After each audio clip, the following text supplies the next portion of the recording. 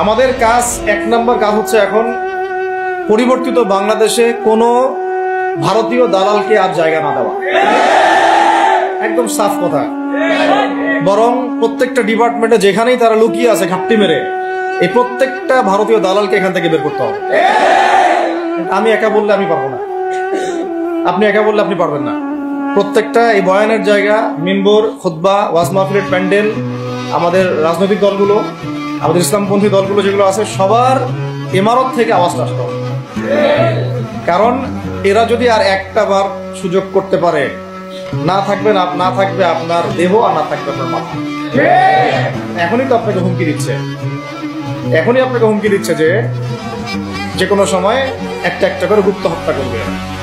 তো এই জিনিসগুলো কিন্তু বিচ্ছিন্ন ঘটনা না। তার আগে চট্টগ্রামে সাইফুল ইসলাম এক ভাইকে কুপায় মারা হয়েছে, এটার বিচার এখনো হয়নি। যারা মারছে ওদের পক্ষ নিয়ে আমরা আবার সংখ্যালঘুর স্লোগান তুললাম। এই কেমন সংখ্যালঘু যে আমার ভাইকে জবাই করে হত্যা করে?